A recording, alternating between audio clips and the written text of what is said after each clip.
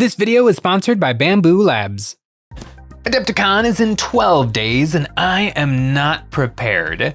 About 6 months ago, I was at the Nova Open convention, hanging out with some friends that I only get to see at conventions, and we were at the Arena Rex booth. And I have a weakness for Arena Rex. I buy models every single year, cause it is just the coolest little skirmish game. The first model I got was Demetrios and his noble steed, Telesto, a chimeric abomination of horse, dragon, and beta fish. Look at this thing, it is glorious, and only partially painted, but we'll get to that in a little bit. This led to me picking up the Helleniki starter set in Krios, Daphne, and Phaedra, some epically cool models that are once again, not nearly complete. Then I picked up Leo the Lion, an epic beast, Theophenia, another awesome gladiator. I also got Antius, which I don't think I can show you guys in his full glory, but if you want to see more of them, you can check out the Arena Rex website. And I've also bought just a ton more models. I mean, guys riding monsters, does it get any better than that? Yeah, I don't have a lot of Arena Rex done.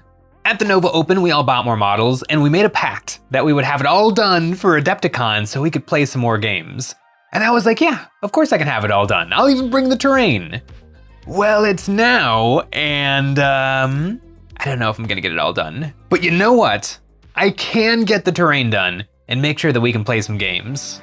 I found some Roman stuff STLs online and I printed it out quick out of FDM. The pieces came out great. FDM has come a long way, and these were all printed on the Bamboo Labs A1 combo, a very easy to use printer. The pillars and posts are flawless, even the little loops for chains turned out, and the texture from the STLs came through. These little chariots were meant to be printed in resin, but they turned out great in FDM. These carts were printed with a 0.2mm nozzle, and so were these pots. It's wild that these are printed in plastic. Everything else was printed with a 0.4mm nozzle. Bamboo Lab printers are great, and they have features to make it even easier. The Bamboo Lab filament has an RFID that syncs with the printer and automatically prints the filament with the recommended settings. We print a lot of terrain, and with the Bamboo Labs A1 combo, there is no worry about running out of filament. If you place 2 of the same rolls, the AMS will use up all of one spool, then automatically switch to the other when the first one runs empty. No waste, just printing. And for even a small skirmish game, I got carried away and I printed up a lot of pieces. And speaking of printing, Bamboo Studio makes it incredibly easy to print. When printing a lot of parts, you can set up multiple build plates. It helps organize what needs to be printed in one project so I don't overload the build plate. Then it's easy to select the build plate and print. If you're interested in trying the Bamboo Lab A1, the link is in the description to check it out for yourself. There were a few supports to take off of these carts, everything else printed without support. And in a few spots where there were some little plastic strands from the printing process, I burnt them away in seconds with a few swipes of a lighter. To get these pieces perfect, I hit them with a little sanding from a sanding twig, mostly on the spiky pit trap. In Arena Rex, if a model gets moved into contact with this piece, they die.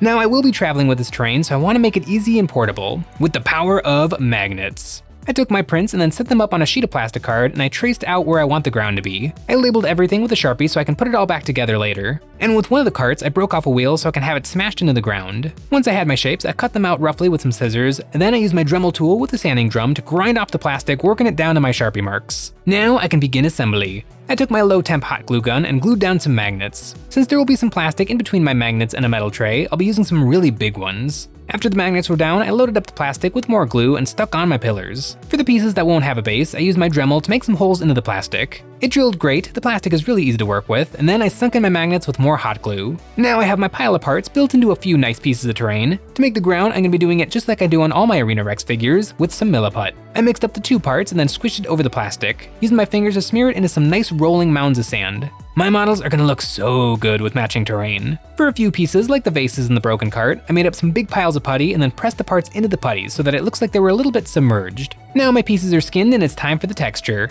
I used the back of a paintbrush to press in a million dots all over the putty. This will represent the millions of footprints on the arena floor. Then I coated the putty in 2 coats of texture paste. I put it down with a stamping motion so that the dimpled texture got a coat but none of the holes got filled in. Then I pulled off the excess with a clean brush and wiped it on a paper towel. On the big tower piece, I also put on some texture paste, like some of the sand is made up from the arena floor onto this raised platform. My Arena Rex terrain is all built and ready to go with magnets for easy transportation, and I do really like the look of the terracotta. I think the filament color looks really nice, but I am gonna go ahead and paint it. One trick I can do to make the layer lines even more invisible is to give it a coat of automotive filler primer. This is going to be a thick layer of paint that's going to act as a little bit of a skin to further blend those layer lines. I quickly ran outside and gave all my parts 2 coats of this rattle can spray, trying my best to keep it off the sandy ground. It did a really good job of priming and smoothing my parts. On Caesar's head, you can barely see the lines. And these parts feel very light and strong in my hands from the plastic material. And the detail of these pots are clearly visible. I own the ArenaRex gaming mat. I'm really good at buying ArenaRex stuff. I'm just working on getting through painting it. I want to make sure the terrain looks really good on the mat. The Colosseum here is a light colored sandstone, and just setting the unfinished pieces in place, it's already looking really good. I'm gonna start with the stone. Step 1, Tundra Taupe. I sprayed this over everything. This color isn't too dark, but it will be the darkest part of my stone. Then I sprayed everything with some patches of wasteland clay. This warm yellow and desaturated green will work together to give my stone a really nice natural look. Now for the stone itself, it's a creamy white, and ancient stone seems appropriate. Although I guess these pieces aren't ancient, but contemporary to ArenaRex. I zenithaled all my pieces with this, letting my previous layers show through in the recesses, and letting it tint the next layer. Caesar's head really comes to life with some airbrush highlights. Next, I put the Tundra Taupe back into my airbrush, and I turned the PSI way down so that my airbrush was just spitting, and I sprayed this on, giving the stone some texture. I did the same thing with the ancient stone color.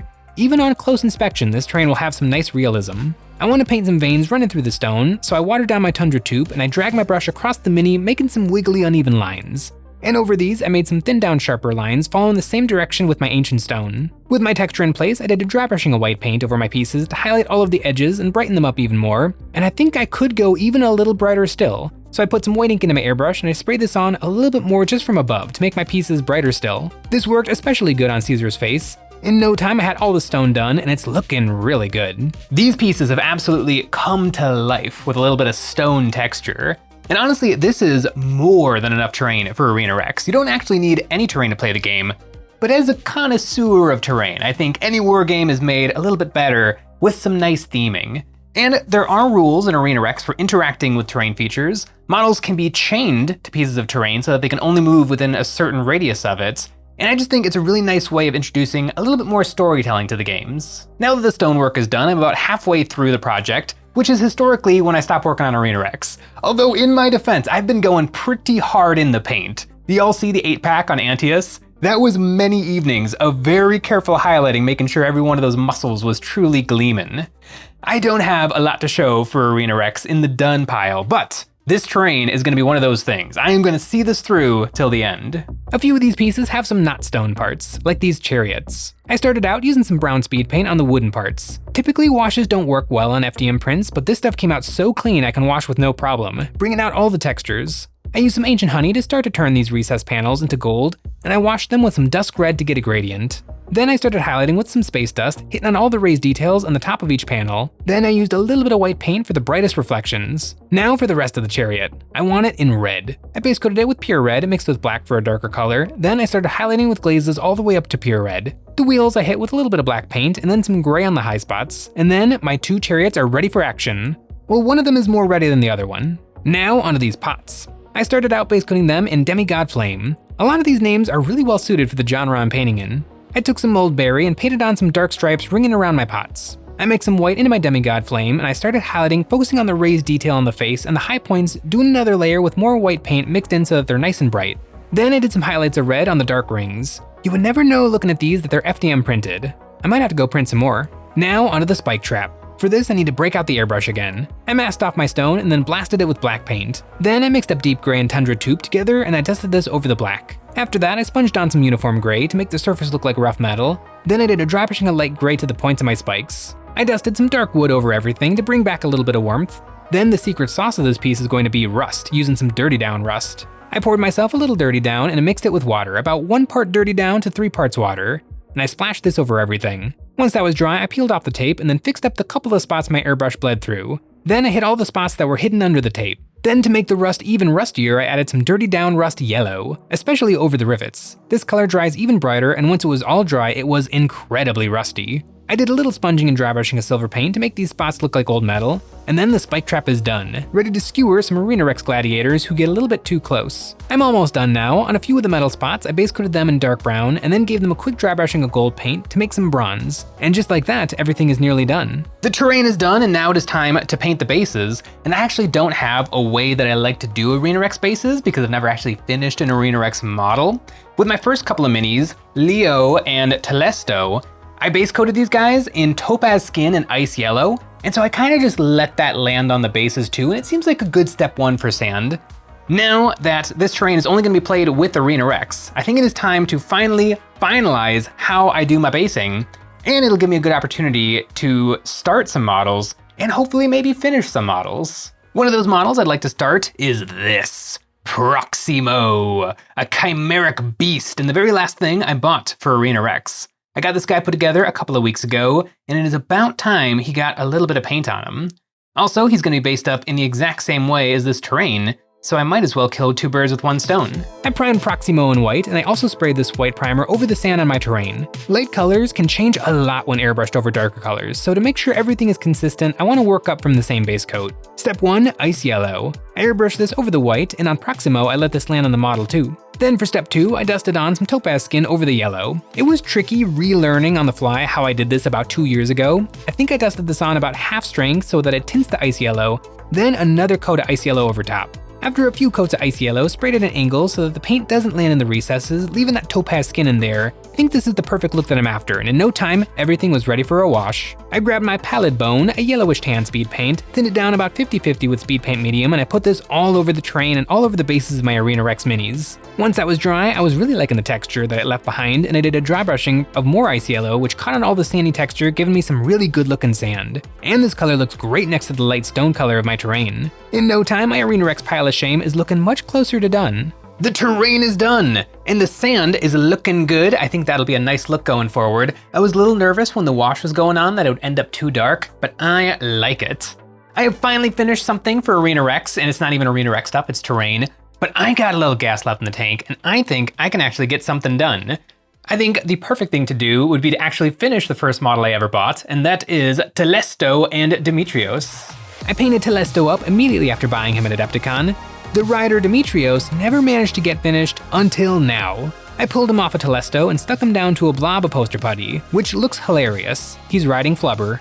I have some stuff painted on him, he just needs to be taken across the finish line. I painted his skin in a nice saturated red beige, mixing it with red for the shadow color and mixing it with some ice yellow for a highlight. When I started buying Arena Rex models, I knew I wanted to do a really good job on the paint jobs. The sculpts are so amazing, I want my minis to look as good as the display models I saw at Adepticon. This has led me to working in spurts, spending a few evenings perfecting cloaks and shields and abs, enjoying painting to my highest standard, and painting something so different from my usual sci-fi or fantasy. But you know where you can get supplies for painting sci-fi, fantasy, and everything in between? That's right, EonsOfBattle.com. Over there we have all kinds of hobby goodies, Grey Tide Studio bits to spice up your Space Marines, Army Painter paints, brushes, basing cork, and we've got glue. Ultra thin and ultra thick super glue. And we have terrain. It's the best way to support us doing what we do by getting a membership. Each month members get a credit good for any one terrain pack we've ever made or the brand new one. New in March we have created the Creeping Forest, a collection of mysterious living creatures that can populate a board perfect for any fantastical war game. Weave your models in between the scuttling crab trees and you'd better watch your step or you'll get bit by the timber mimics. As you wander through a forest of monstrous mushrooms, dripping with colorful toxins, you might come across the Land Kraken, a master of camouflage and a very dangerous encounter. This wondrous terrain collection was invented by us and is available physically and as STL from EonsOfBattle.com.